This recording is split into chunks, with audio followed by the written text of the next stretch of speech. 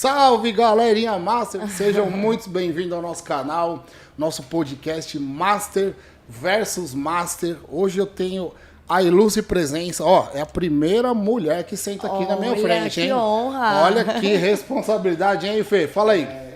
Hoje eu tenho o prazer, a honra de apresentar para vocês aqui a minha convidada dessa noite, a doutora Débora. Seja muito bem-vinda, Débora. Olá, boa noite. Obrigada pelo convite. Muito obrigada mesmo. É um prazer estar aqui e uma honra ser a primeira mulher convidada aqui. Espero que...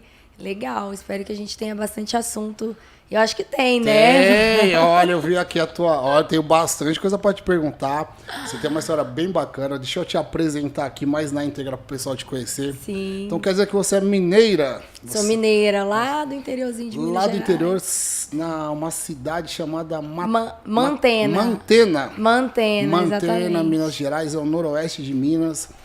Atualmente é empreendedora na área de medicina estética e rejuvenescimento facial, é isso? Exatamente. E é missionária e cristã. Missionária cristã e oftalmologista. E oftalmologista. O oftalmo ainda não saiu da minha lista, é algo que... Ainda está trabalhando na área? Ainda trabalho na área, não nesse consultório, né? Eu tô cuidando de mulheres aí, é uma área que Deus encostou a porta, vamos dizer assim. Mas é algo que eu tenho como ideal de atender missões mesmo nessa área oftalmológica, porque é uma área muito pobre, assim, né? É uma saúde ocular muito escassa. Com certeza. Então, é algo que tá ali no stand-by, mas é uma profissão do coração, assim. Nesse momento, estética, mas futuramente aí, quem sabe, voltando para oftalmologia e tudo. Maravilha. Olha só, queria começar aqui, entrar numa linha do tempo com você. Vamos falar um pouquinho lá onde tudo começou. Sim. Posso contar um pouquinho pro pessoal aqui, já ir puxando de você a história? Pode, fica à vontade. Eu quero te alertar sobre uma coisa aqui. Todo mundo que sentou nessa cadeira aí chorou. Ai, Deus. É ou não é, Fê? Alguém escapou ou não? Ninguém escapou. Di escapou, Di? Aquele ali, marmanjão, sentou aqui e chorou. Eu vou falar, não sei o que tem nessa cadeira aí, mas, eu acho que é o Espírito Santo É uma unção diferente aqui que eu já tô desce sentindo aqui nessa cadeira sala. e todo mundo que sentou aí chorou, tá bom? Vou fazer o possível pra fazer você não chorar, tá? Mentira, vou tentar fazer você chorar assim. Então aqui, tive dando uma olhada aqui na tua história.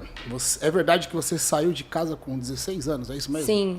Saí de casa com 16 anos, porque a minha cidade é muito pequena, né? 30 mil habitantes, então a gente não tinha muito recurso, assim, de estudo para você ser algo. Era muito difícil e quem queria alguma coisa sempre tinha essa ideia de estudar fora, né? Eu estudava em Valadares, que era ali próximo, 100 quilômetros, né? E por quê, né? Eu fui para Vitória, já tinha um irmão lá, minha irmã também já estava lá, e era mais próximo, né? A capital mais próxima do que BH, que é Minas Gerais. Certo. Por isso que a gente foi para Vitória. E para ganhar vida mesmo, graças a Deus, meus pais, né, puderam dar essa oportunidade pra gente. E lá em casa eu estudo era sempre a primeira coisa, assim. Minha mãe sempre foi muito rígida nessa área. Eu até contava pros meus amigos, assim, em relação, né, escrita e tudo. A gente estudou escola estadual, né, que até pouco tempo não tinha escola particular nessa minha cidade. Então, a gente precisou sair para poder estudar e tentar alguma coisa fora. Então, 16 anos eu fui morar com a minha irmã, já lá, né, meio que, entre aspas, dona do nariz, tendo que pagar as próprias contas, fazer sua própria comida, mesmo que seja um miojinho. Mas ia se virando, né? Sim. E o nariz custa caro, não custa? Minha esposa fala isso. Todo mundo quer ter um nariz próprio, mas não sabe quanto que custa um nariz, Nossa, né? eu falo que é um dos maiores arrependimentos a gente falar que a gente quer, quando a gente é criança, a gente querer ser adulto. Isso. E quando a gente vira adulto de verdade, fala, o que eu tava falando, né? Que loucura que é, né? Mas teve que encarar, então, mudar de cidade para estudar, mudou toda a sua vida, né? Eu vi aqui que você fez cursinho lá em Vitória, né? No Espírito Santo, é isso, né? Exatamente. Só que a faculdade não foi lá onde que você fez faculdade? Eu fiz faculdade em Itaperuna, no Rio de Janeiro, no interior, chama UNIG. É o interior do Rio? É interior do Rio, isso, perto de Campos. O que foi, concursada? Fiz faculdade particular de medicina, fiz o terceiro ano ali, não passei, ainda tive isso ainda, um pouco de incredulidade da minha família. Meus pais não acreditavam muito que eu ia passar, eu falei, vamos fazer uma coisa, 6 meses vocês vão me dar e eu vou estudar e eu vou passar. Passei 3 faculdades E pude escolher, né, uma lá em uma cidade universitária. Fiz grandes amigos, foi uma faculdade, assim, que é uma faculdade particular de uma cidade universitária, então você imagina, né, aquela loucura de cervejada, de tudo. Como é que é? Como é que é passar por essa fase aí, ilesa? Porque medicina tem que estudar demais, muito, né? Mas eu acho que ilesa no sentido de tô viva, né? De porque viva, o fígado né? tá em dia, porque realmente é um mundo, assim, que a gente realmente, por estudar muito, é tudo muito intenso, né? Você fica e você se priva muito tempo, você estuda muito, são noites sem dormir, realmente, madrugadas sem dormir, provas finais, a gente ficava 7 dias, e 1 litro de café e estudando madrugada dentro, juntava aquele grupo de estudos, mas quando a gente passava aquele período difícil, era muita cachaçada, assim, né? Muita bebedeira, tudo muito intenso, droga e tudo que acontece em todas as faculdades. Mas é uma intensidade, assim, muito intensa, muito nota 1000, assim. É demais, né? Demais. E aí você fez uma faculdade de medicina, e como é que nasce aí a oftalmologia? Porque nós estamos gritando lá fora, né? Tá saindo aqui no retorno. Ao vivo tem isso, o pessoal em casa tá ouvindo, né? É a caixinha do lixeiro. É a caixinha do lixeiro? Eles estão pedindo aqui pra mim, provavelmente, né? Tá aqui do lado. Desculpa, doutora, vamos continuar Imagina. aqui então. Então, ó, 6 anos de faculdade. 6 anos de faculdade, e aí depois eu fiquei um tempo, fui morar 3 meses no interior da Bahia, no sul da Bahia, chama Jucuruçu. Não parou em casa. Eu falo que eu rodei o Sudeste, eu rodei todo o todo. Sudeste, Incrível. mais Bahia. Mais Morei, Bahia. Incrível. E aí fiquei 3 meses lá, e aí depois eu voltei, fiquei no interior ainda da Rio das Ostras, da região dos Lagos, ali perto de Búzios e tudo. E tinha alguma coisa que me convidava, me chamava. Eu vim pra São Paulo, meu irmão morou aqui, meu irmão é médico, anestesista. E eu vim pra São Paulo, conheci essa cidade enorme, e eu falei, quero vir pra cá. E realmente pra nós, profissionalmente, a medicina aqui é outra medicina. Tudo acontece aqui, né? Exatamente. Eu falei, eu preciso conhecer esse lado profissional, porque a gente cresce muito quando a gente vem pra cá, né? E foi assim que aconteceu. E o meu irmão, minha cunhada é otorrino, também médica. E eu, desde do início, ali, 3º período de faculdade, eu sempre queria fazer dermato, estética. E meu irmão falou, não, faz oftalmo, porque é uma área que você pode escolher, você tem inúmeras subespecialidades, catarata, retina e etc. E também a plástica ocular, que a gente atende a área estética, que é aquelas cirurgias de excesso de pele. Como que é? Blefaro, né? Blefaroplastia.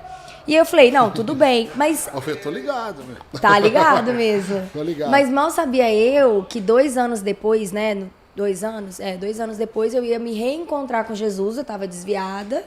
Eu ia me reencontrar com Jesus, e Jesus, na verdade, ia falar pra mim que, tipo, meu irmão, na verdade, foi usado, foi um instrumento pra poder me direcionar pra essa área. Porque Deus quis me trazer pra São Paulo, quis que eu fizesse oftalmo, pra ser a médica dos olhos. Eu ouvi isso do próprio Deus, né? Ouviu em voz audível. Em voz audível e Meu através... Deus. Me conta essa experiência, mas me conta em detalhes, que agora eu fiquei curioso. Como foi? A gente, na verdade, a gente nunca sabe, né? Deus, ele vai fazendo as coisas e no meio do caminho Deus vai contando. Ó, tá vendo isso? Fui eu que fiz, foi assim que aconteceu. E assim eu vim pra São Paulo, fiquei essa vida louca, né? São Paulo me comprou de verdade. Eu sou muito... Hoje eu entendo que eu sou não, sou bastante workaholic, então eu me encaixei. São Paulo, se você não crescer, São Paulo te engole. Então eu falei, eu vou engolir São Paulo. Boa. E foi meio que aconteceu. Mentalidade, ó. As oportunidades, né, acontecendo e tudo.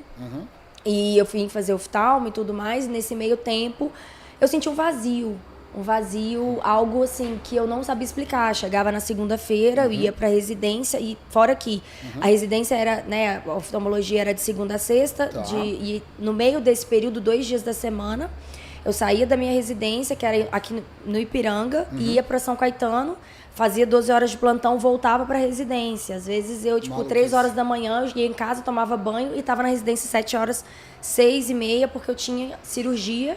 Então eu ficava nessa vida louca. Eu fiquei 2 anos, 2 anos nisso. Eu tive um burnout ali, que eu falei, não é possível que é isso. Eu tô no caminho errado, tem alguma coisa acontecendo. Nada mais sabia que era Deus, na verdade, mexendo, né, algumas coisas dentro de mim, para entender que, na verdade, não era a questão da oftalmologia ou da medicina. Era algo de eu estar afastada dele. E por eu ter crescido num lar cristão, né, eu tinha, até esse período aí de 16 anos, eu tinha, né, experiências com Deus, mas eu não tinha batizado. Eu já tinha feito... Pai e mãe cristãos. Pai de família cristão, mãe de família católica e a minha tia, acho que a minha tia tá até me ouvindo aí, que sempre orou muito pela minha vida.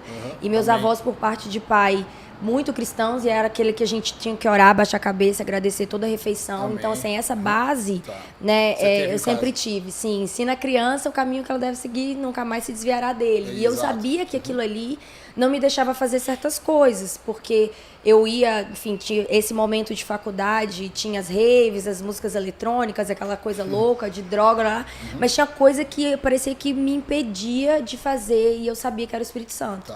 E quando eu voltava para casa, aqui em São Paulo, eu chorava no banheiro e falava, tem alguma coisa, eu preciso de ti, tipo, tem um vazio. E eu ouvi o Espírito Santo falar, tá na hora. E eu falava, mas tá na hora de quê? Deixa eu casar, espera só mais um pouquinho. Sim, ele falou, não, é agora. Sempre, né? Isso, e ele falava, não, é agora. E eu já tinha ouvido falar da minha igreja, do Bola de Neve, né? E eu procurei num domingo, sei lá, eram umas 7 horas. Eu procurei lá e falei, não, chega, não aguento mais. E aí eu procurei Bola de Neve, cheguei lá, fui abraçada, eu falei, não é possível, tem alguma coisa acontecendo aqui, deve ser um evento, porque, né, aquele louvor maravilhoso. Eu chorei do início ao fim. E ali começou a minha história de conversão. Eu fui apresentada para as missões através do Resgate Amazonas, no ano de 2017. Missões eu já tinha batizado. Na Bola de Neve mesmo? Na Bola de Neve. Que ano que você se batizou, doutora? 2017. 2017, tá. E aí, 2017, em novembro de 2017, tipo, eu era... segunda, para não falar, tinha um dia que eu não estava na igreja, porque eu sabia que eu precisava daquela primeiro amor, lavagem, né? O primeiro amor. É a melhor coisa. Se eu Esse pudesse, é o melhor, né? eu não saía nunca, né? Porque é quando você realmente... Deus tem um cuidado, né, especial com a nossa vida nesse período, porque a gente é um bebê, né? E aí eu conheci meu líder, o Caiate, falou, olha, Deus está me falando que você tem que ir nessa missão, no Resgate Amazonas. Foi na na Bola de Neve de São Caetano? Não, foi na sede. Ah, na sede. Na sede. E tem um ministério lá que chama Bola Care, que é o que cuida, né, da área da saúde. E ele era o líder, e aí ele falou, Deus está me falando que você tem que ir, minha vida tava uma bagunça. No nível, assim, de não saber se eu ia continuar com o oftalmo, se eu ia fazer, enfim, se eu ia largar a medicina. Era uma crise ali de identidade. De identidade. É isso mesmo? Uma crise de identidade, um burnout, porque eu trabalhava muito a residência e nada fazia sentido. E me pegou nessa situação, e aí ele falou, você tem que ir. E aí, em janeiro de 2018, eu fui pro Resgate Amazonas. E eu sempre falo que o Resgate Amazonas, na verdade, ele resgatou minha vida. Ele resgata as pessoas para depois a gente resgatar a vida das pessoas. Eu acredito que sim. E a gente fica 10 dias num barco, né? A gente sobe o Rio Negro e a gente fica 10 dias no barco e a gente vai descendo as comunidades ribeirinhos fazendo missões. E nessa primeira vez eu não levei nada, nenhum equipamento. Eu levei o óculos da 25 de março. A gente comprou vários óculos, meio dúzia de colírio. E orando pelas pessoas e fazendo aquela tabela de acuidade visual, tá enxergando e tal. Você foi para fazer as missões voltada para medicina, então? Mas existem várias pessoas, várias áreas, né? Tem médicos, dentistas. Vão evangelizar também. Evangelizar. A sua parte era cuidar dos olhos das pessoas. O mais legal é que, assim, a gente não na verdade, é a hora que a gente vê que a gente realmente não é capacitado, quem capacita é Deus. Sim. Então, pessoas que nunca tinham passado, nunca tinham experiências, né, de medicina ou de área de saúde, elas me ajudavam, faziam óculos ali, tipo, entregavam óculos para as pessoas e viviam, assim, milagres mesmo, sobrenaturais. Eu sei que no último dia, Deus virou para mim, eu olhei e falei, é isso. Sabe uma plenitude que você tem, né? Um preenchimento, assim, que você fala, nada no mundo inteiro poderia me dar isso. E eu sei que realmente isso é o Espírito Santo de Deus. E naquele momento eu me senti completamente preenchida e eu olhei assim para aquela situação e falei, Deus, se você me der a oportunidade, eu quero voltar aqui, mas eu quero voltar com as máquinas. A gente não tinha as máquinas ainda. E aí foi onde Deus virou para mim e falou, você lembra que você acha que você veio para São Paulo para você, né, que seu irmão, fulano, ciclano, não, fui eu que te trouxe para cá para se reencontrar comigo enxergar que os propósitos de Deus na sua vida, né, sou eu que vou te dar, o seu chamado tá aqui nesse lugar onde ninguém pode te dar R$1, onde, tipo, as pessoas, o que elas te dão é um sorriso, e muitas vezes com 2 dentes na boca, porque elas, uma saúde muito precária, imagina, Ribeirinho, e a gasolina, a querosene, na verdade, dos barquinhos é muito caro, então, e é onde você se sente mais preenchido, você fala, meu, é isso. Encontrei o propósito. E você percebeu o que você falou agora? Você falou assim, que Deus te chamou para enxergar. Então ele trata você para cuidar dos olhos da pessoa, mas quem não estava enxergando era você. Olha que incrível que ele é. E você entende então a oftalmologia como um chamado mesmo. Exatamente, né? O propósito de Deus na minha vida. Deus. O fato de você ter ido para a área da medicina, assim, tinha alguma cobrança familiar? Mesmo ou você sentiu um desejo porque era uma coisa que você já queria trabalhar e que depois virou esse propósito? Ou tinha uma cobrança? Como que é o início disso? Da onde que vem a virada de chave, assim, tipo assim, agora eu quero ser uma médica? Como que foi? Você consegue... Consigo. Eu cresci num lar. Minha mãe é farmacêutica, meus avós químicos, daqueles que faziam as medicações. Então, eu nasci nesse meio. Tá. Meu irmão fez farmácia, porém, ele voltou pra minha cidade e falou, não, vou fazer medicina. Tá. E crescendo nesse meio, né, ouvindo, vendo a minha mãe cuidando, meus avós e tudo mais, era um meio de saúde. Quando meu irmão falou que ia fazer medicina, eu olhei aquilo de um jeito diferente, foi um grande estalo. Eu falei, é isso que eu quero pra minha vida. Legal. Meu irmão, na verdade, pra mim é uma grande referência. Assim. Percebi. Você falou já dele algumas vezes. É uma grande referência. Então, nesse momento, eu falei, é isso que eu quero fazer pra minha vida. E aí, ali eu tracei e falei, não, tá bom, se eu quiser passar em medicina, eu não posso ficar aqui. Então, eu já tenho que me planejar pra estudar fora. E aí, foi surgindo essa questão da medicina, assim. Mas eu sempre gostei, eu sempre tive o sonho de Médicos Sem Fronteiras. Mal sabia eu que Deus ia me chamar pra ser missionária. Mas sempre existia isso no meu coração, esse desejo de cuidar de pessoas, de ir em lugares, né, inóspitos, em lugares que pessoas não conseguiriam, né, ser atendidas e dar uma condição de saúde, levar a saúde, qualidade de vida para essas pessoas. E nessas missões, Débora, você chegou a presenciar alguma coisa assim de grande escala, como por exemplo um milagre, alguém que não enxergava, alguém um cego de nascimento e de repente passa a enxergar na sua frente? Conta pra mim como é que foi. Foi demais isso, porque assim, a gente sabe, né, enfim, Jesus fala que a gente faria, né, coisas iguais ou maiores, mas existe uma questão nossa pessoal, humana, vou dizer pessoal, né, porque eu acredito que muitas pessoas, mas não posso dizer por todo mundo, a questão da incredulidade da fé, né, eu acho que à medida que a gente crê, a gente vai viver milagres, né, e esse primeiro momento, essa primeira... experiência que eu tive no resgate, eu não vivi porque eu não tive coragem de orar. Era sempre uma oração assim, o que você está sentindo? Eu tô com dor. Meu olho está assim. Na primeira experiência. Aquela que você foi sem material nenhum, né? Isso. Tá. Eu orava e aí não acontecia. E aí eu falava, Deus vai te curar. Tipo, vai, não peques mais, sabe assim? E aí, no segundo momento, na segunda vez que eu fui pro Resgate Amazonas, eu fui 3 vezes. 3 vezes. Aí nós já estamos em que ano? E aí, 2019. 2019, tá.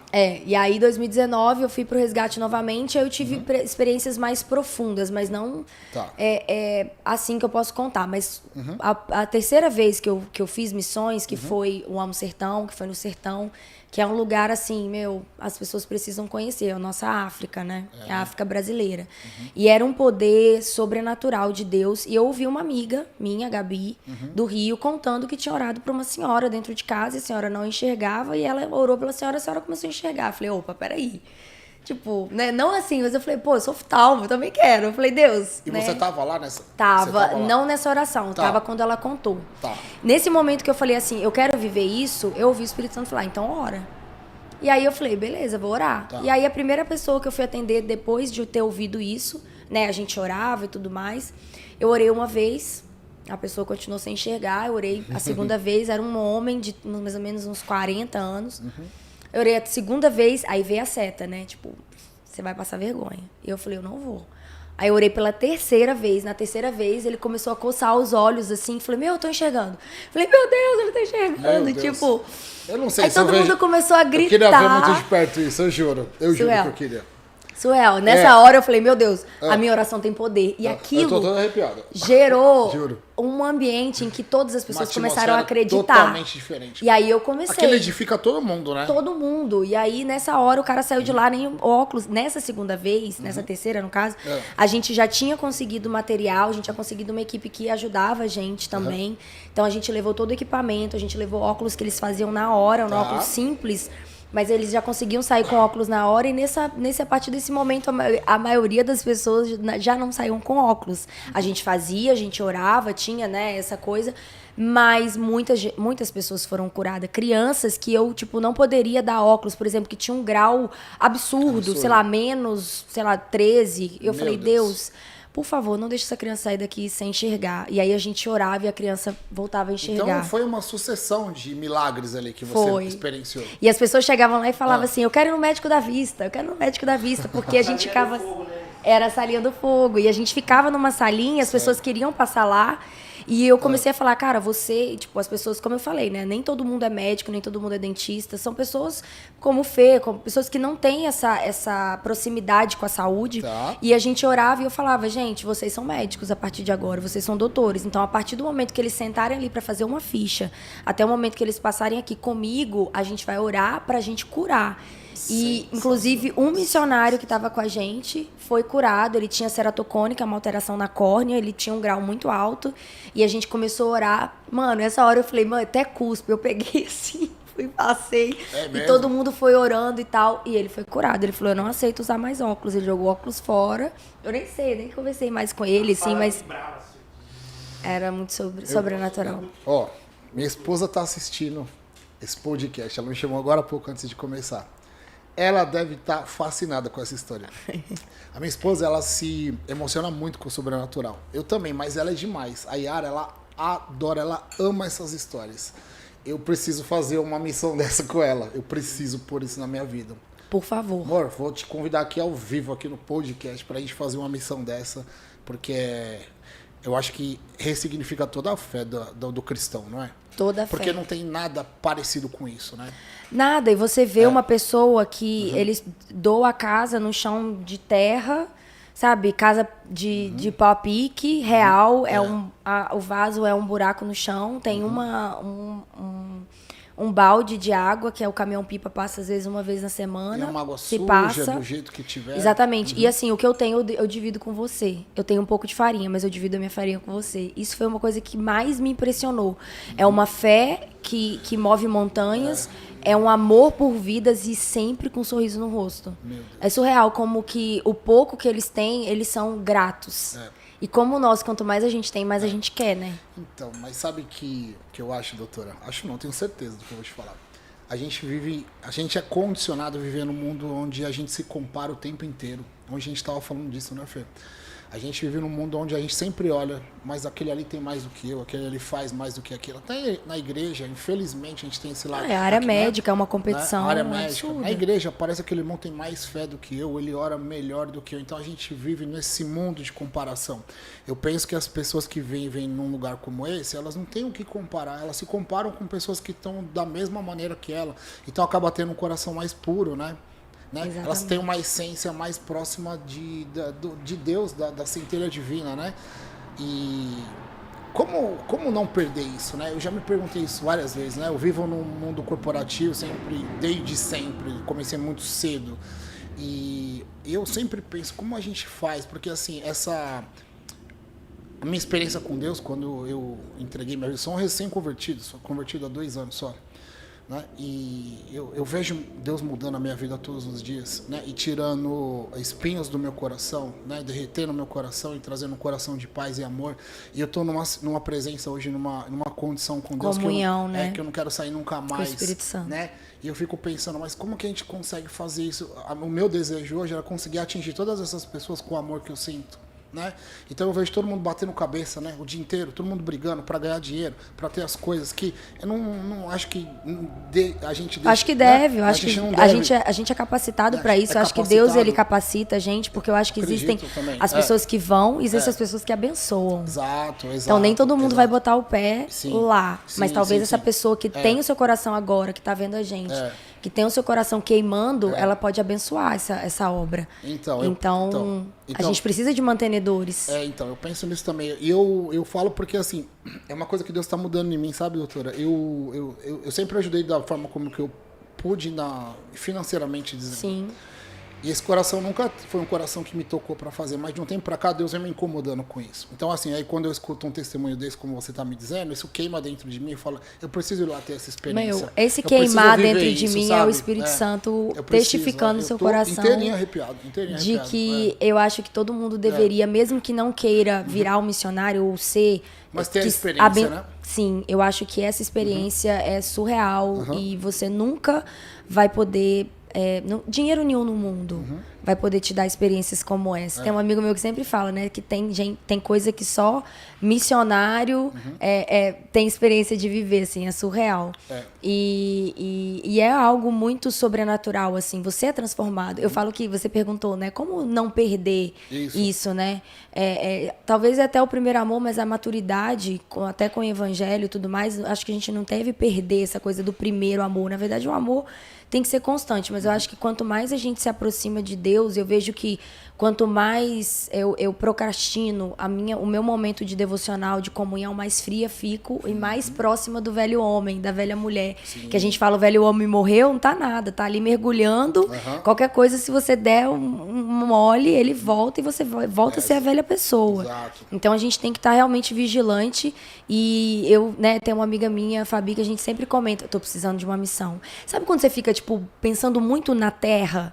Muito terreno, muito sonho, muita coisa. E tudo bem você pensar nisso, tá tudo bem, eu acho. A gente tem que crescer, que galgar, que buscar nossas coisas. Mas esse momento que a gente está pensando muito nessas coisas da terra, a gente tem que talvez ir mais, voltar para esse lugar, pra gente ver que a gente realmente não precisa de nada. E é nesse momento que a gente fala, né, a gente é feliz, né? Não, aqui é massa, né? Não, beleza, então fechou. É isso mesmo. Tipo, é como se fosse 2 tapas na cara, assim, tipo, acorda pra sua vida. Isso. Então, eu acho que isso que... O pé no chão, sabe assim? Eu lembro de que é o chinelo havaiana e muito quente, muito calor, e uma aguinha, uma pochete, cabelo pra cima. Amarrado. E você tá ali abraçando, e no final do dia, o dia que chove, o dia que, tipo, as coisas, né, pó de ouro já aconteceu, a chuva no meio do sertão. São coisas que acontecem que você não vive fora dali, mas como trazer? Talvez essa é a pergunta que eu quero deixar, se vocês souberem responder, ou que a gente possa meditar mesmo sobre isso. Como trazer esse sobrenatural pra nossa vida, né? Como fazer com que né, o ordinário da nossa vida vire milagre, sabe? Esse é o grande desafio, porque, como eu disse, a gente vai lá, eles não têm muita coisa, a gente meio que recebe, né, isso que eles têm para nos entregar, né, esse amor, e pouco eles têm, mas como que faz para poder trazer isso que a gente fica cheio e trazer para o meio da nossa família, do nosso seio, do nosso trabalho? Esse é o grande desafio. É esse ponto que eu ia chegar. É isso. Como é que faz isso? Porque a gente vê todo mundo, parece que é uma disputa, né? Parece que é uma insatisfação, parece que é uma necessidade de alcançar o vento, eu costumo falar, porque você luta e parece correr atrás do vento, né? A satisfação não vem. Eu tô falando com você aqui agora, eu tenho algumas frases na minha parede aqui, né? E essa do meio aqui tá dizendo assim, ó, Deus, eu quero viver o sensacional, o extraordinário e o sobrenatural todos os dias da minha vida. Quando eu coloquei essa frase na parede, ela não tinha o sentido que ela tem para mim. Então, eu tava falando com o Fê, eu tava levando o Fê embora ontem, e eu falei pro Fê como Deus, eu sinto ele, todos os dias, ele promove uma mudança dentro de mim, no meu interior, né? Então, você estava falando agora, a gente falando do extraordinário e sobrenatural, e eu olhei para ela agora e ela teve um outro significado agora para mim. Que demais. Porque é a busca que eu quero viver todos os dias. Eu não consigo viver mais sem isso, né? E de você falar da gente se capacitar, da gente se melhorar, da gente querer se alimentar todos os dias, dessa necessidade de estar perto para não esfriar. Eu faço lives diárias, né? Já acompanhei. Já acompanhou? Já. De manhã às 6h01. E essa semana a gente estava falando sobre o maná, né? Aquele alimento que Deus deu para a nação, né? E ele veio como um orvalho que caía em cima das folhas e eles recolhiam, só que tinha uma ordenança ali, né? Que era o não quê? Adianta. Né? Você vai pegar a porção diária, não é isso? A porção não diária. Não adianta guardar. Não guarda, porque amanhã você tem que vir pegar de novo. E hoje eu falei isso, né? Fiz um link dessa história pro pessoal da live dizendo que dessa história a gente tem que tirar o melhor, que é o quê? A gente se abastecer e se alimentar todos os dias desse alimento que vem do céu, com a porção diária, né? Porque hoje, o que eu me alimentei hoje, amanhã acabou, eu preciso dele de novo. Exatamente, né? Então eu isso. queria deixar mais uma vez frisado aí para vocês que me acompanham, né? Para vocês que estão aqui com a gente, entender a necessidade dessa proximidade com Deus. Só vai acontecer isso aqui, ó, o sensacional, o extraordinário, o sobrenatural, se você se colocar todos os dias na presença do Senhor e se alimentar das palavras dele diariamente, não é isso, doutora? Exatamente. É isso aí. Nossa, que legal. Tô adorando essa entrevista, viu? Que bom. Tô gostando muito, muito feliz. mesmo, muito de verdade, ó. E aí eu vi aqui que você teve experiências maravilhosas nessas missões que você está me dizendo. Só que agora eu quero entrar num ponto aqui que abalou, né? As estruturas do planeta Terra. Exatamente. Né? A gente passou, eu creio que a gente está finalizando essa etapa, né, da nossa sobrevivência, porque nós estamos aqui hoje pela graça, né, e misericórdia do Senhor, porque somos sobreviventes de uma pandemia mundial. A gente sabe que isso assolou famílias, destruiu lares e causou danos irreparáveis. Sim. Né? E pelo que eu vejo aqui, pelo que eu pesquisei da doutora, você presenciou isso de perto, foi isso mesmo? Eu fiz Conta parte, como é que foi. Eu fiz parte da linha de frente, né, da Covid-19 e não era algo que eu esperei. Eu estava muito bem profissionalmente, eu estava atendendo ainda oftalmologia e tinha um co-work que eu fazia ali pontualmente uns botox nos amigos e tudo mais. Então eu estava feliz profissionalmente, estava bem, não tinha muitas reservas, mas tinha alguma coisinha ali. E aí eu fui pega, né, como todo mundo, fomos pegos de surpresa. Burnout superado nessa época? Burnout superado. Já tava, né, já tinha terminado a oftalmologia, tinha 1 ano e pouquinho. E já tinha feito alguns cursos de estética, já meio sem saber ali. Eu fiquei patinando, já, né? eu fiquei patinando 1 ano aí, vamos dizer. E hoje eu vejo que tudo, na verdade, tudo é um processo para que a gente chegue aonde Deus quer levar. Perfeito. E eu lembro que quando aconteceu, eu não tinha contato mais nenhum. Eu tinha 1 ano que eu não dava plantão mais. Eu já tinha fechado essa porta, né, temporária aí, dos plantões. Eu dava muito plantão, enfim, emergência, urgência. E tinha 1 ano que eu não tinha mais esse contato. E foi quando tudo aconteceu. Eu não tinha mais contato de ninguém. Eu falei, e agora, né? O que vai acontecer? E aí as clínicas fecharam, tudo fechou e fiz uma oração simples. Porque eu fiquei com muito medo e eu estava nos grupos de médico. Tá. Então, a gente tinha notícia de primeiro, assim. Então, a gente via os próprios médicos, os colegas morrendo. E os médicos mesmo falando, gente, a gente não sabe do que a gente está enfrentando. Você imagina, se os médicos eram, vamos dizer, a ponta de esperança, óbvio, a gente sabe que a nossa fé tem que estar em Jesus, tem que estar em Deus, mas quem vai curar, quem vai tratar a gente aqui na Terra não sabe o que está acontecendo. É pânico, é pânico. Então, assim, os próprios médicos estavam com medo e era muito pânico realmente o que estava acontecendo, porque até então a gente não sabia com o que a gente estava lidando. E as informações para vocês eram sem massagem, né? Chegava na feijoada mesmo, né? Exatamente. Grosso, né? Médico, tipo, né, o senhorzinho, o cara super experiente, estava entubado, a outra tia, a outra enfermeira, a outra... E assim, meio que dando debandada mesmo. Eu falei, gente, o que vai ser? Tá acabando os médicos, e aí? E aí eu fiz uma oração muito simples. Eu falei, Deus, eu quero estar lá. Me coloca. Porque eu via que as pessoas estavam morrendo, né? Não só médicos, enfim, de uma maneira geral, e estavam indo pro inferno. E a primeira coisa que me veio na cabeça é, eu quero estar lá para fazer, né, a obra, talvez, orar por essas pessoas. Para orar por salvação, né? Exatamente, orar por salvação. Então eu falei, Deus, me coloca lá. E aí eu comecei a mandar mensagem para algumas pessoas. E essas pessoas falaram, olha, você precisa mandar, você precisa estar num grupo, você precisa fazer um cadastro. Porque tinha os hospitais de campanha, né, Morumbi, tudo ali que abriu. E eu não estava nesse grupo. E aí um primo meu, que mora aqui em São Paulo, falou, vou te colocar num grupo que tá dando os plantões. E aí você entra lá, na hora que colocar algum grupo, que era assim, preciso de médico amanhã, porque o médico passou mal, o médico tá positivo para Covid. Então você ficava o quê? Tipo numa reserva ali? Isso. Esperando ser chamado. Exatamente. Fiquei no grupo uma convocação. Exatamente. Fiquei no grupo de reserva ali, inicialmente. E aí eu comecei a dar plantão com muito medo. Mas muito medo. Eu falei, o que vai ser? Eu falei, Deus, se você me trouxe, você vai me guardar. E eu vi mesmo de Deus, da parte de Deus falando, eu vou te guardar. você não vai pegar Covid, e realmente eu não peguei Não Covid. pegou? Não peguei. Glória a Deus. Glória Não a peguei Deus. nessa primeira etapa. Tá. Foram duas Então, ondas, Deus né? garantiu só a primeira etapa. Deus garantiu ali no hospital, eu atendendo. Eu peguei Tá. Covid Fora. Que Fora do loucura. hospital. Olha que loucura. Aham. E aí eu comecei a atender ali, enfim, cheia de Deus, e fazendo jejum e orando e tal. Tá. E eu sentia mesmo o fluir do Espírito Santo. Eu fui muito aberta. Eu falei, Deus, o que você tiver que fazer. Mas eu estava na linha de frente, porém, em pacientes média e baixa complexidades, não na UTI, né, inicialmente.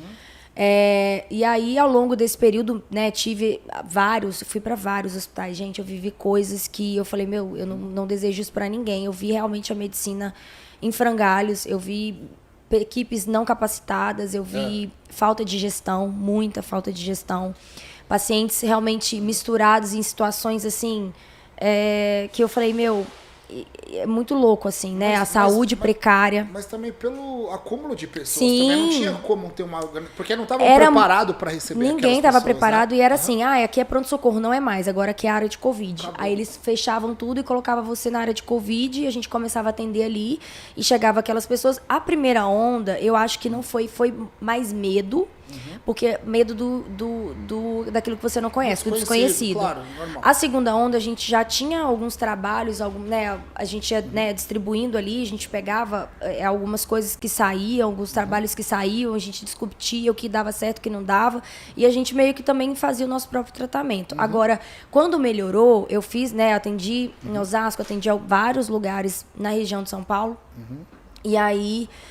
na segunda onda, que foi a grande experiência mesmo que eu tive com Deus, que eu parei de atender de novo a linha de frente, fiquei atendendo o consultório, aí foi voltando à vida normal, entre aspas, e eu viajei no carnaval, e eu peguei Covid no carnaval, em João Pessoa, voltei muito ruim, fiquei 14 dias, sem saber que tudo ia fechar de novo, né? Foi em março, eu acho. Ninguém esperava isso. Não, essa segunda... Tanto é que os hospitais, eles devolveram, entregaram... desmontaram tudo, ninguém esperou. E aí eu vi mesmo a mão de Deus, assim, nesse sentido de, tipo, eu vou te resguardar aqui, porque você vai precisar, porque a segunda onda vai vir feio, assim. E foi um tempo de deserto. Eu falo que a Covid... emocionalmente, ela pega mais do que, óbvio, né? A gente sabe, físico, pulmão. A gente sabe depois, né, que é uma doença que ela pega, na verdade, não é só o pulmão, né? É a parte sanguínea ali, da coagulação sanguínea. Então, ela pode dar AVC, ela pode dar infarto, ela pode... Então, edema agudo, enfim.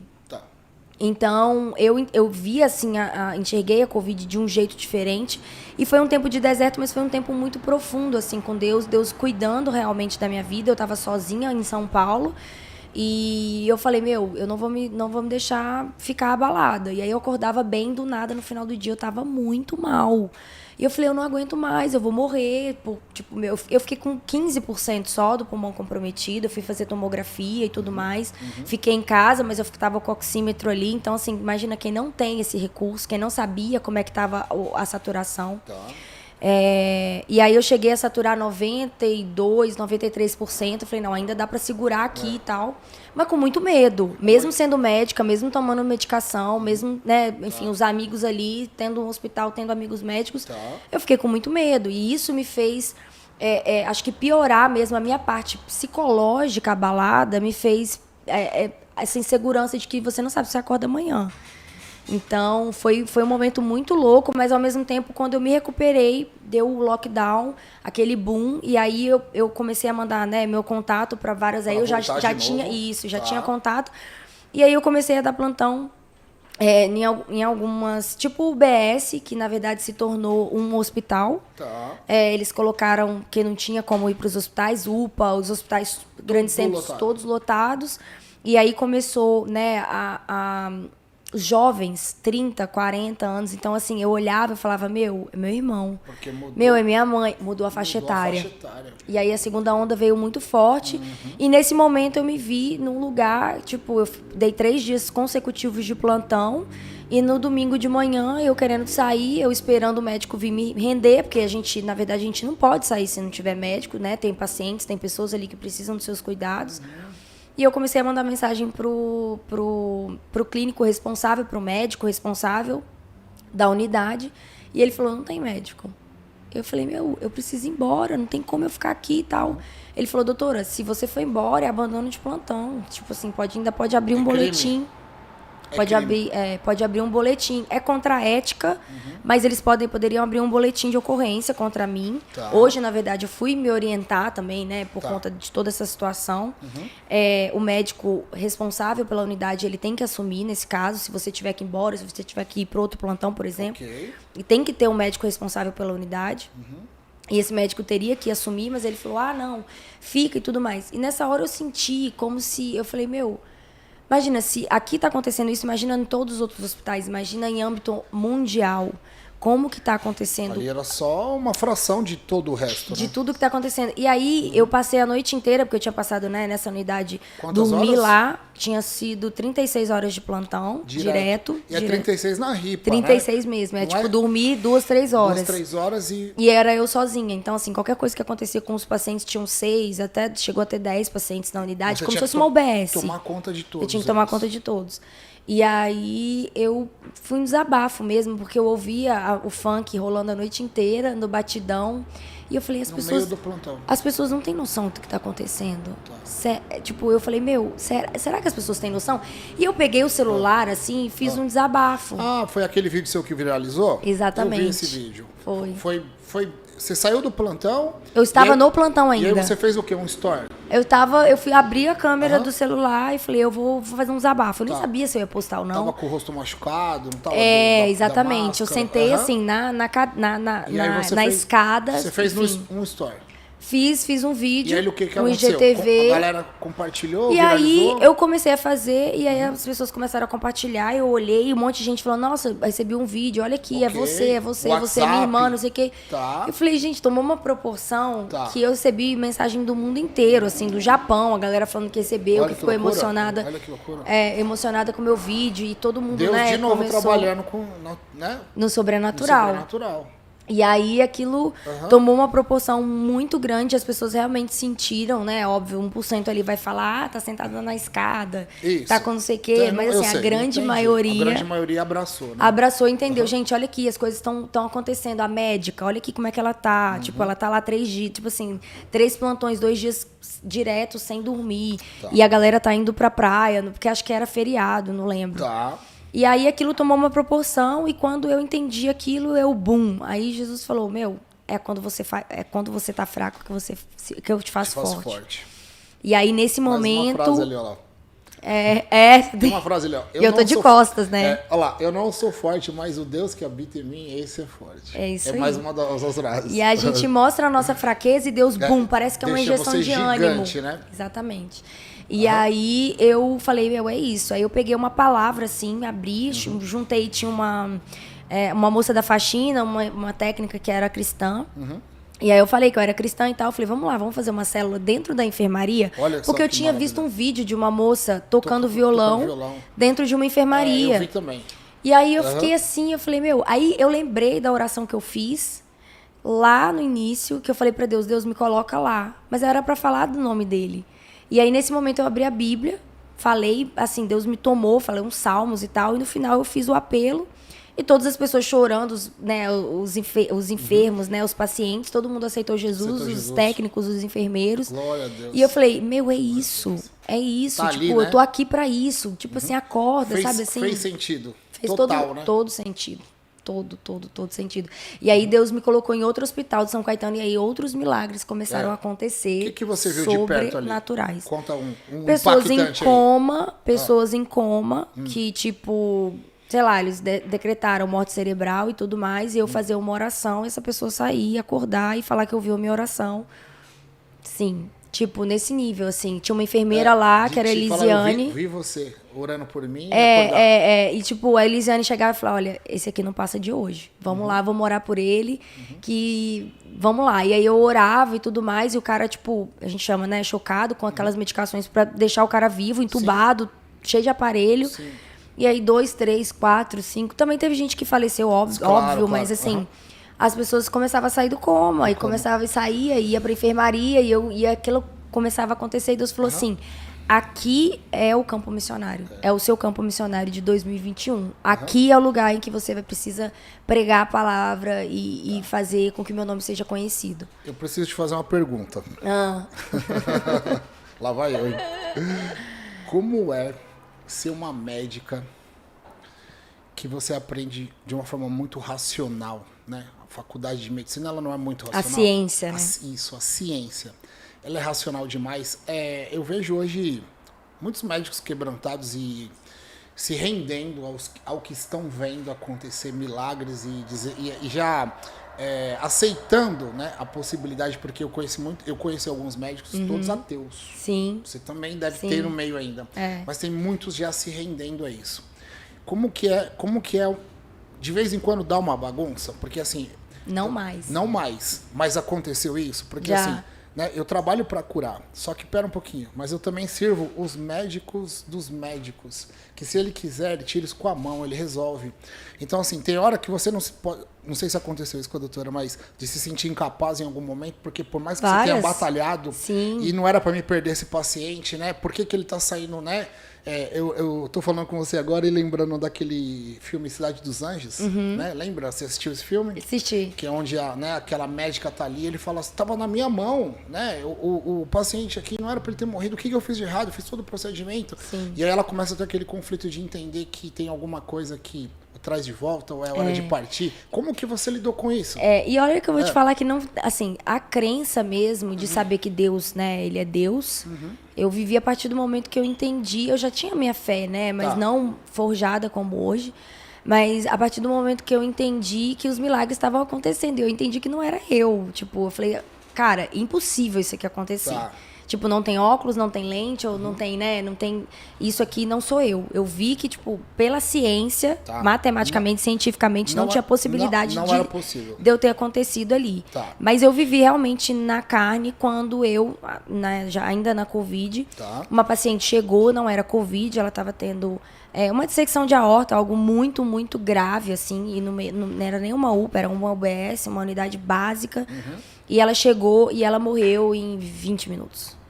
E aí a gente pegou acesso, a gente foi entubar e tudo mais, e ela abriu o olho assim, ela olhava e falei, a mulher tá... Tipo assim, isso era o lado racional e ao mesmo tempo o meu lado espiritual. Olhando a situação e enxergando. Quando ela faleceu, eu fiquei muito culpada. E eu falei, eu poderia ter feito alguma coisa, e eu fiquei me questionando muito. Mas eu entendi que a mulher era cristã, os pais, né, os filhos eram cristãos, e aí eles tinham me contado a história e tudo mais. E aí eles choraram, óbvio, mas eles olharam para mim e falaram assim, eu entendo que é chegada a hora. Eu entendo que tem o plano de Deus. E eles me ministraram. Eu falei, meu Deus do céu, se, tipo assim, é Deus. Porque... O tempo todo é ele, né? O tempo inteiro. E aí Deus falou assim, quem é você? Tipo, poeira no oceano, pra deserto. Querer entender os planos que eu tenho, pra querer achar que você poderia mudar o plano e algo que estava em minhas mãos, que eu iria fazer. E aí nessa hora eu vi a minha pequenez realmente. E falei, eu sou um verme. E eu, perdão Jesus, perdão Senhor, de achar que eu poderia. E realmente eu entendi. E ali todo mundo viu e falou, doutora, você fez tudo o que tinha pra fazer. Talvez, eu fiquei assim, mas talvez se eu tivesse feito isso, mas, se eu tivesse tido esse recurso, e se ele tivesse chegado no hospital, talvez ela teria vivido. Talvez mesmo entubada, ela teria vivido ali alguns momentos, minutos, horas. Mas talvez teria. Tava nas mãos de Deus. Então, assim, nesse momento eu falei, Deus, o controle sempre vai estar nas suas mãos.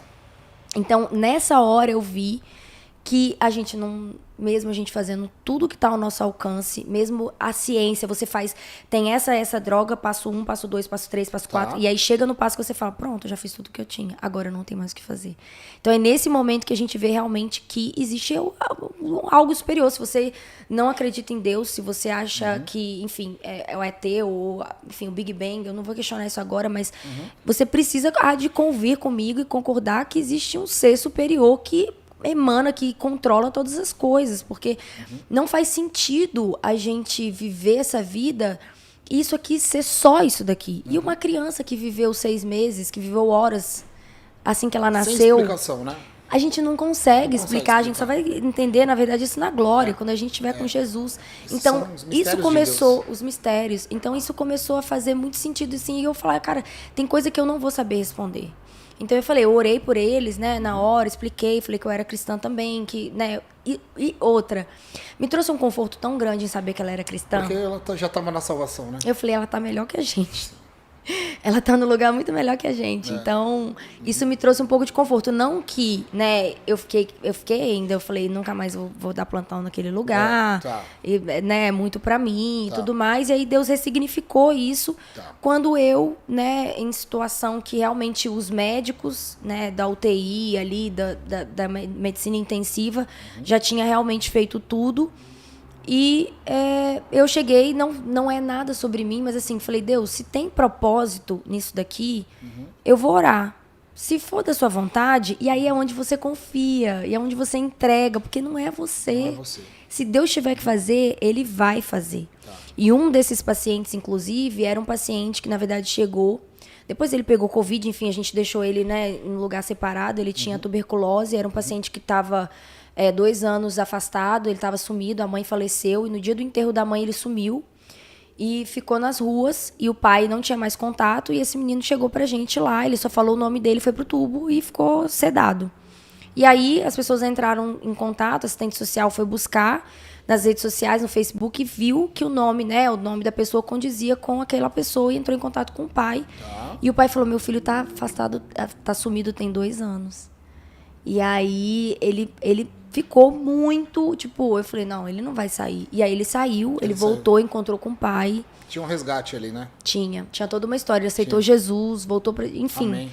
Então, assim, tudo que a gente faz, tudo que acontece, a gente vê que, a gente não tem o controle de absolutamente nada. Então hoje você consegue ter essa compreensão e fazer o que tem que ser feito, fazer o melhor. Melhor. E não trazer um remorso. Já conseguiu essa maturidade, né? Ainda fica aquele questionamento, aquela setinha, mas assim, mas a gente tem um acusador, né? Sim, e ele tem nome. Mas assim, nome. Hoje eu entendo que, tipo, eu descanso no Senhor. Sim. Né? Eu acho que, óbvio, tem a nossa parte, né? O nosso possível, que é correr atrás, que é estudar, que é se capacitar. O natural, né? O natural. Mas o sobrenatural sempre vai vir dele. Então, assim, hoje, na verdade, eu consigo, né? Quando eu vejo que alguma coisa pode... Antes, né? Eu vejo assim, tem alguma coisa que... Deus, toma conta. Tipo, Espírito Santo, me ajuda aqui. Toma a frente. Antes que as coisas, né, degringolem, assim, a gente perca, né, o controle, na verdade, não é nosso, mas assim, eu falo, Deus, vai na frente. E, tipo, eu já oro, então eu meio que antecipo essa situação. Pra não vir um sentimento, né? Exatamente. Eu falo, Deus, está nas suas mãos. Amém. Porque eu vejo que realmente tem situações que eu falei, eu não teria capacidade para fazer isso. Não foi eu.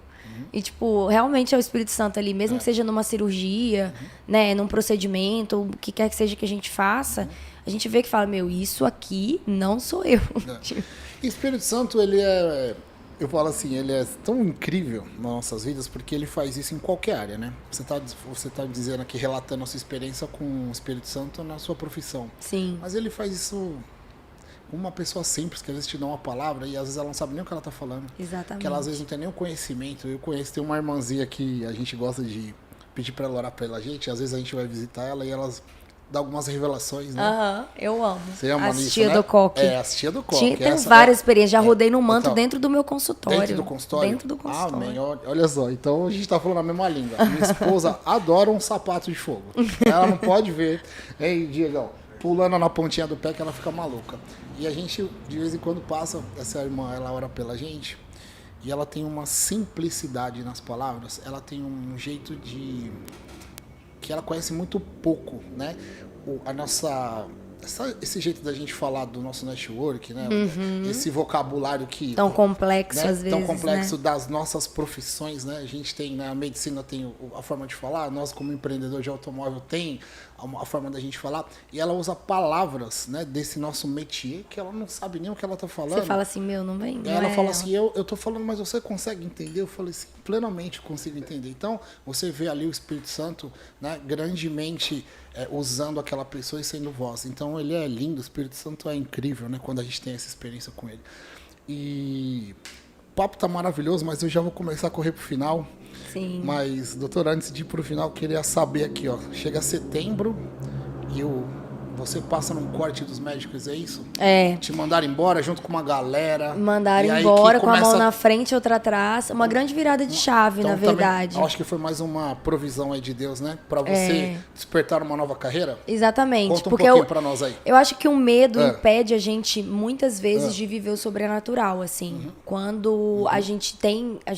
Quando a gente tá confortável, né? A gente tá na nossa zona de conforto ali, tá tudo bem, tá tudo maravilhoso. E a gente tem um desejo, mas a gente quer a segurança. Que, na verdade, a gente viu que nessa pandemia a gente não tem segurança de absolutamente nada. Absolutamente. Quantas pessoas com cargos, né, enfim, incríveis e perderam seu emprego, perderam a própria vida, enfim.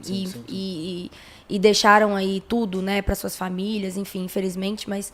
Eu acho que esse medo impede a gente de viver o sobrenatural. Eu acho que isso foi realmente um divisor de águas na minha vida. Eu sabia que o momento ia acontecer, porque na primeira onda também foi assim. Porque o que acontece? Eles contratam, as prefeituras contratam as empresas e as empresas contratam os médicos. Então, as empresas contratando os médicos PJ, eles é como se a gente fosse sócio minoritário, né, explicando de uma maneira grosseira. Para que a gente não tenha, vamos dizer, um vínculo empregatício. Sim. Então, qualquer momento que eles virarem para você e falar assim, então amanhã você não vem mais. Só que é óbvio, eles não fizeram assim, mas eu tinha um negócio que... E aí eu comecei a mexer meus pauzinhos, comecei a ver a possibilidade de alugar um lugar, mas assim, muito longe do que eu tô vivendo hoje, realmente é muito maior do que eu poderia imaginar.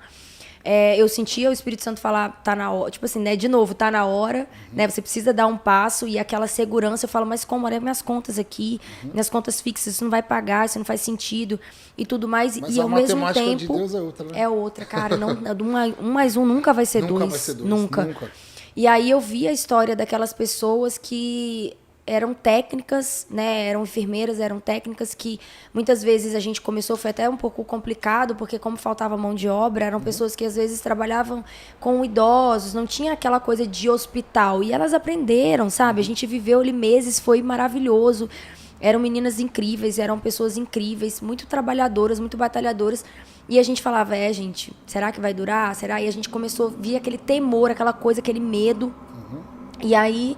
E a gente começou a ouvir rumores, né? Sempre ouvia, porque eles tinham os contratos, né? Faziam 3 meses, mais 3, mais 3. Então, essa renovação aí é própria, tipo assim... Bem tipo, pode 3, parar, né? a qualquer momento. A qualquer momento. E aí, quando tudo aconteceu, tipo, que a gente viu que começou a baixar e as enfermarias começaram a esvaziar. A gente falou, gente, também, se prepara. Se prepara, porque vai vir corte vai vir corte. Aí começaram a cortar, diminuíram o nosso salário. E tudo isso foi acontecendo, e quando eu vi, né, mais uma vez, que eles falaram, não vai. Aí, 2 semanas depois, eu falei, então, daqui 2 semanas não vai ter mais. Aí, nesse 2 semanas não vai ter mais, ao mesmo tempo que eu senti muita angústia, eu senti o Espírito Santo falando, calma, eu tô no controle de todas as coisas. Pronto. E aí, nessa hora, é a paz que excede todo o entendimento. E aí, nessa hora, eu falei, beleza, tipo, racional, e vem a Débora racional, beleza, o que eu preciso fazer? Minhas contas fixas, então eu vou começar a mandar mensagem aqui, ali e tal, vou ver qual que é o hospital, esse aqui provavelmente vai continuar, a gente ainda tem, não sei, aqui perto, tem um hospital que ainda continua na área de Covid, mas assim, foi fechando tudo, e aí eles falaram isso, aí todo mundo chorou, aquele chororô, aquela coisa toda, então tá, tchau, tipo, todo mundo voltou para suas casas, voltou para suas vidas, e quem não tinha emprego, quem ficou no olho da rua. E nesse meio tempo eu comecei a mexer meus pauzinhos, né? A Débora Racional começou a mandar, né, os contatos para ver o que eu conseguiria. E aí eu consegui dois lugares, aí eu já respirei, falei, nossa, é isso e tal. Mas ainda mais uma vez eu falei, não é aqui. Não é isso ainda. Legal. Tipo, eu tô aqui, mas você sabe quando você não se sente pertencente daquilo que você tá fazendo? E aí as coisas começam a acontecer porque você não se sente completo. Você acorda de manhã e falei, o que mais que eu tô esperando? Você sabe, né? Sei. Então você viveu essa transição. E eu falei, ou eu vou... E eu tinha ouvido uma amiga minha falar, ela falou, enquanto você tiver sua bengala, você não vai conseguir dar tudo de si para esse outro emprego. Para esse sonho que você quer executar. E eu tinha uma bengala, que era o meu plantãozinho lá, que era o meu postinho e tal. Tá lembrando da sua história, Léo? E aí... Tiraram a bengala dele também. Tiraram, né? Pode continuar. Pois é. E aí eu falei, isso aqui é minha bengala. Eu falei, Deus, me ajuda, porque Eu sei que, né, existe um processo, não é igual para todo mundo. Eu não tô falando para você pedir demissão, mas talvez, né? Mas eu me senti mal quando eu peguei, eu vi que eu era carteira assinada, que eu tinha que... Não tenho problema com isso. Mas eu tenho um perfil de empreendedora. Sim. Eu preciso dessa coisa que não me prende. Tá. Isso me deixa desconfortável. Eu sou criativa, eu sou, sabe assim, eu sou pra fora, eu preciso, às vezes eu tenho uma ideia e eu começo a escrever. Então, assim, eu tenho esse lado criativo que quando você tem uma vida que te traz uma segurança da carteira assinada, ao mesmo tempo te mata. Porque você deixa de construir, de produzir e de dar emprego, de criar uma empresa, de dar, sabe assim? Então, é um conforto que, ao mesmo tempo, uma segurança que, ao mesmo tempo, te mata do outro lado e não é o propósito que Deus tem pra você. Uma segurança, falsa segurança. Uma falsa segurança, porque você é infeliz. Exato. E aí as coisas começaram a chegar até mim no sentido assim, teve uma reclamação. Eu falei, não é possível. Tipo, a consulta é 15 minutos, às vezes eu fico 30, 40 minutos. Não que é impossível, não estou falando que eu sou perfeita, mas assim, eu falei, eu nunca tive uma reclamação. Todos os pacientes, muito pelo contrário, os pacientes falam, você é diferente. Você olha pra gente, você ouve, eu pregando, né? Eu falo, Deus. E aí essa era a minha oração também. É tudo doido, né? Tudo doido. E eu falei, de manhã eu ia, tipo, quase dormindo no volante, sabe aquela coisa assim, apática. Eu falei, Deus, eu tô indo nesse lugar, então tem que ter propósito. Certo. Então, eu preciso enxergar o seu propósito naquele lugar. Me mostra. E sempre me mostra. E sempre vinha alguém, ou que eu ministrava, tipo, enfim, situações, né, pra gente que é cristã, uma menina de 20 anos, ela ia começar a fazer a transição, ela tinha um nome que ela se chamava, né? Ela pedia para se chamar, porque hoje em dia a gente pode ter isso, né? Na ficha lá ficava o nome de menino, mas ela era uma menina. E você via que a menina estava toda conturbada. Eu fiquei 1 hora com ela, ministrando ela, e ela não conseguia me olhar no olho. E no fim das contas eu entendi que ela tinha sido abusada, e eu pedi para abraçar ela, ela levantou, começou a chorar, e eu abracei, aí, né? Falei, você é amada, você não... Eu comecei a pregar pra menina. Ótimo. Eu falei, pronto, sabe assim, então todo dia que eu ia, eu falei, Deus, aonde eu tiver, eu tenho que ter um propósito nesse lugar. E essa oração, são orações muito simples, assim, muito poderosas, né, que a gente faz. Cuidado com o que você ora, porque com o que você pede, né? Exatamente. Porque ele vai ouvir. Maravilha. E aí eu, enfim, tirei essa bengala e falei, agora é tudo ou nada. Mas assim, era um tudo ou nada, assim, Deus, eu tenho esse boleto para pagar. E Deus fazia muito mais. Então, assim, tem 2 meses, né? Eu abri meu consultório, assinei. É recente agora. É recente, super recente. E eu falei... Clínica Sats. Clínica Sats, isso. E eu abri sozinha, todo mundo perguntava, mas você vai abrir sozinha? Mas eu tenho... Aí vem, né? Mas você tem clientela? Isso. Mas como que você vai sobreviver? Mas como você vai manter? É isso que eu ia perguntar. Como que você vai fazer? Da própria família. Se você tá louca, como é que você vai deixar o emprego no hospital, não é isso? Exatamente. Como que você vai deixar emprego de carteira assinada, que, tipo, paga suas contas, paga minhas contas, mas não traz minha felicidade, não traz a minha, sabe? Isso aí. Todo mundo ouve a mesma coisa. Então. Vou falar, a clínica é incrível, diga-se de passagem. Ai, obrigada, Fê. Foi lá, meu paciente. Fiz o procedimento, mano. O Di, eu queria te dar uma notícia agora e falar aqui publicamente, aqui o pessoal do YouTube, o Fê fez Botox, cara. O Fê, com essa carinha dele aqui, não dá pra pegar ele aí? Não dá pra pegar ele, né? O Fê fez Botox. Mas deixa eu explicar. Vamos gente, lá, então, os homens se cuidam também. Ó lá. Os homens se cuidam e tá tudo bem. Doutora, explica pra gente. Tá tudo bem. Vamos lá. Ele já deixou, pode falar, né, Fê? Ele botocou mesmo? Botocou. Qual que foi? Mas o dele não foi na face, não foi algo estético. Na verdade, o Fê, ele tem uma hiperidrose, que é um excesso, na verdade, de suor nas axilas. Isso trazia um desconforto pra ele, uma insegurança, porque ele não podia usar uma camisa cinza, ele não podia usar uma camisa de cor, porque ele ficava com aquela famosa pizza e desconfortável. Imagina você tá numa reunião super nervoso. Agora ele faz propaganda da Axe. Seco, maravilhoso. Pode usar camisa branca, gente. Quem sua. Sensacional, olha lá. Aí, quem sua muito sabe o que é você usar uma camisa branca, fica aquele negócio amarelo, coisa horrorosa. E aí eu virei pra ele e ele viu, né, eu comentando e tudo, aí ele falou, ele tinha que sair. Eu nem sabia que existia isso. Deus me ajuda. E ele levava 2 camisas, imagina, saía de casa com 2 camisas pensando que uma vai molhar e que você não vai poder levantar o braço. E aí quando eu expliquei pra ele e que eu fiz, e ele, acho que 3, 4 dias, né, Fê? ele já viu o resultado, ele falou, meu, você não tá entendendo, a minha autoestima, tipo assim, tô muito mais... Seguro, tipo, né? Isso, Aumenta a segurança. exatamente. Então, assim, às vezes é algo... Eu falei isso hoje pra uma paciente minha. O quanto isso tá te impedindo e o quanto isso tá te travando de ser o melhor que você pode ser. Perfeito. Né? Hoje eu fui num salão, a menina falou, eu tenho uma marca no meu rosto e isso acabou com a minha autoestima. Eu falei, nossa, isso é muito forte. Acaba mesmo. E aí eu virei e falei, mas o quanto que isso acaba? Ela falou, eu não tiro foto. Eu não consigo fazer uma selfie. Porque isso daqui eu só consigo olhar pro meu defeito.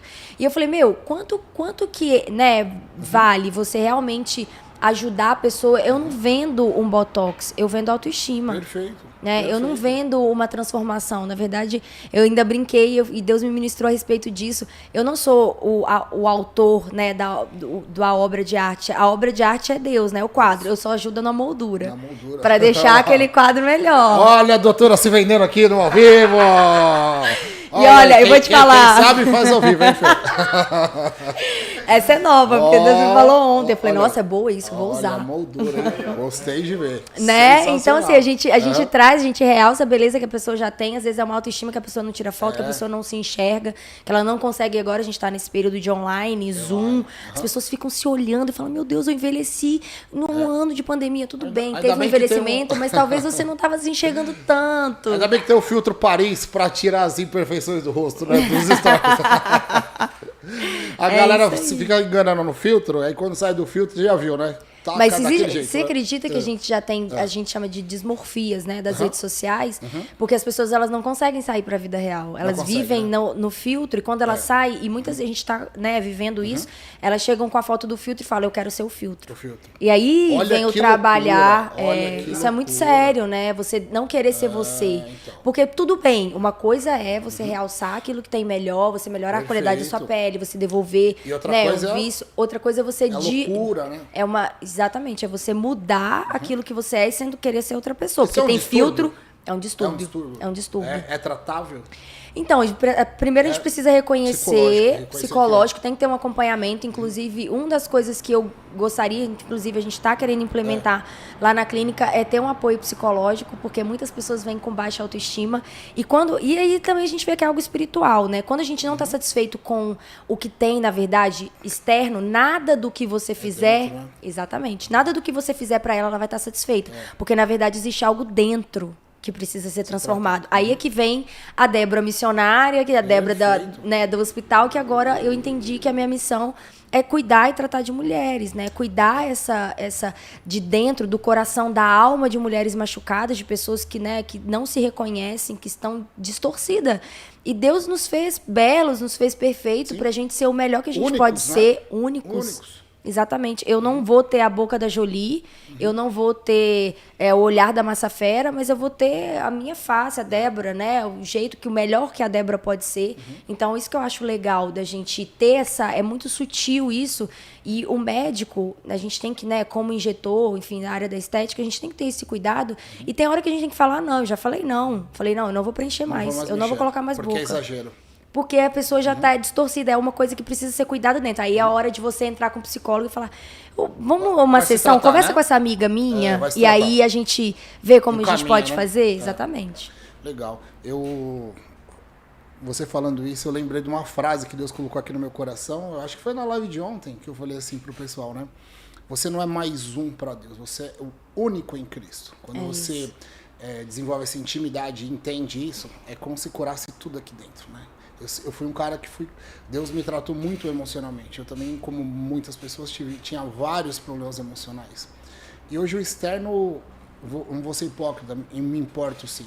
Mas ele não é a prioridade. Sim. Né? Eu vivi um esporte, né? Tenho até alguns troféus aqui de fisiculturismo, que mexe absurdamente com a mente de uma pessoa, com o psicológico, com uma autoexigência, a identidade também. Sim, eu fui curada da minha identidade, eu precisava da aprovação das pessoas. A gente vive escravo, né? Vive escravo. É horrível. Eu fui escravo por muito tempo disso, né? Aprendi muito com o esporte e aprendi também o que eu devo não participar mais, e o que Deus me curou, né, com essa experiência. Então eu consigo falar, assim como você está dizendo, doutora, eu consigo falar para algumas pessoas tomar muito cuidado com essa vaidade em excesso, né? com essa loucura pela perfeição, porque somos perfeitos na nossa individualidade. Exatamente. Né? Assim, você aceitar que os seus defeitos, eles são únicos, são para vocês e te deixa especial. Né? A nossa imperfeição nos faz únicos, né? Faz únicos, exatamente. Eu acho que isso que é o legal de cada um, é Aham. não querer realmente...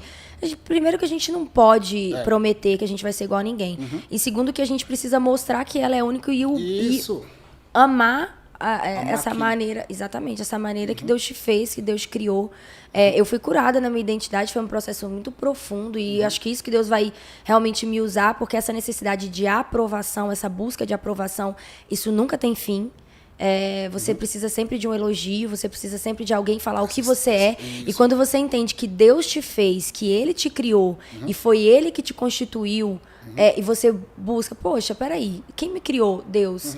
Quem sabe, né, me criou do ventre da minha mãe, a palavra de Deus fala. E você volta e fala assim, então vou perguntar pra Ele o que Ele acha de mim. Eu não preciso mais da aprovação das pessoas. E aí você... Gente, eu vejo assim, correntes sendo quebradas. Quem tá ouvindo essa palavra, eu creio em nome de Jesus, que faça esse pedido, essa oração simples ao Senhor mesmo, para fazer com que Ele mostre a você quem você é, o que Ele acha de você. Não é o que as pessoas pensem que você é. Não é o que as pessoas pensam que você é o que elas pensam. Não é o que você é. O que você é aquilo que Deus fala que você é. Então isso te faz não precisar da aprovação, isso te faz não ficar escravo dessa necessidade de buscar sempre um elogio, sempre, né, aquilo que as pessoas vão dizer para você. Então, perfeito. É não amar isso, né? Não amar as coisas. A gente fala que a gente tem que colocar o nosso coração sempre em Deus, colocar o reino na frente de tudo. Todas as coisas são acrescentadas. A gente também não está dizendo aqui que as pessoas não têm que se cuidar, tem que se cuidar sim, tem que cuidar da sua aparência. Com certeza. Né? É importante nosso falar templo, né? Nosso corpo é o templo do Espírito Santo. Cuidar. Com e certeza, aí, quando a gente fala também de saúde. aparência, de roupa, de estética, a gente também está falando que isso abre portas, né, doutora? A gente tem que se preocupar, mas tudo sem loucura. Sim. Tudo dentro de uma normalidade. Equilíbrio, né? Eu acho que o equilíbrio é a chave de todas as coisas. É isso aí. O excesso. Então tá bom, a gente já vai correndo pro final aqui. Eu adorei esse bate-papo. Que bom. Espero que feliz, todos também tenham obrigada. gostado demais. A gente conseguiu aprender muito. Eu ouvi coisas aqui que pode ter certeza, doutora, que fortaleceu demais a minha fé. Amém. Coisas amém. que você viveu que eu ainda quero viver e um dia a gente vai ter... Em nome de Jesus, profetizo. Amém, eu a recebo. E a gente vai ter uma oportunidade de conversar mais uma vez com a minha esposa também. Faço questão que você conheça ela. Que bênção, inclusive ela sim. gosta de um botox. Olha, gente, já ganhei um cliente. Já ganhou. Falou, fala pra doutora de mim, ela gosta de um botox, um retoquezinho também. Quero receber ela lá. E a gente vai questão com de receber lá. vocês. Vamos sim, a gente vai sim fazer uma visita. Então, pra gente finalizar, doutora, deixa os seus contatos, redes sociais, e-mail, site, como é que te acha, como é que te contata, como é que faz um orçamento. Faça o seu job, fique à vontade aí, fala pro pessoal. Bom, para você que tá me vendo aqui, que ainda não me segue, não me conhece, o meu Instagram é @DRA, de doutora, DRA, Débora Satz. A gente tá lá nas redes sociais, a gente tem bastante conteúdo, vocês vão ver um pouquinho mais da minha clínica, quero receber todos vocês lá. Lá também tem o link para você entrar em contato conosco, e você vai conhecer mais os nossos procedimentos, siga lá, tem o deborasatz.com.br também, que é o site, para você conhecer um pouquinho mais sobre mim, aquilo que a gente faz, e vai ser um prazer receber vocês lá, para vocês ficarem ainda mais lindos. É isso aí, bacana demais. E mais uma vez quero agradecer imensamente, Obrigada. De coração a sua presença. Sei que você se revirou aí o dia para poder estar aqui, então sei que o seu dia é uma loucura e dispor desse tempinho aqui para a gente poder falar um pouquinho da sua história e também falar de Deus. É sempre muito bom a gente maravilhoso. Né, trazer esse tipo de conteúdo e vamos combinar para voltar aqui, né? Sim, com certeza. Obrigada pelo convite, obrigada, Fê, por essa ponte aí, conexão. Eu acho que as partes, né, quando a gente tem que unir forças, eu acho que tem tudo para dar certo. Deus não une pessoas, une propósitos. Une propósitos. Eu tenho certeza disso, é só o início. Muito obrigada a todo mundo, prazer estar aqui. Até a próxima, e é isso. E é isso aí. Então, para a gente finalizar aqui, eu quero deixar para você um presente, um singelo presente aqui do nosso podcast, ó. Que legal. É uma Posso caneca, abrir? Pode abrir. Gente, eu amo caneca. Então acertamos, ó. Amei. Olha, pra aqui. Então mostra aí pra Gente, câmera. eu amei. É a primeira. Não fui eu que ordenei você. Ah, não acredito, Josué 9. Josué, gente, é profético. Profético, né? Nossa, esse versículo Deus fala muito comigo. Inclusive, olha eu li aí. ele ontem. Olha aí, então. Seja forte e corajoso. Mandei para um amigo meu hoje. Esse versículo é rema na minha vida. Então, confirmou. Tá confirmado, Confirmação. então. E é o primeiro. A gente fez essas canequinhas agora recentemente. Glória É a primeira Deus. que tá recebendo também. Olha que Olha honra. só. Obrigada, amei. Muito obrigado e até a próxima, então, doutora. Até, Tá bom? obrigada. Até breve. Tchau, Até mais. gente. Tchau, tchau. Obrigada, tchau, tchau.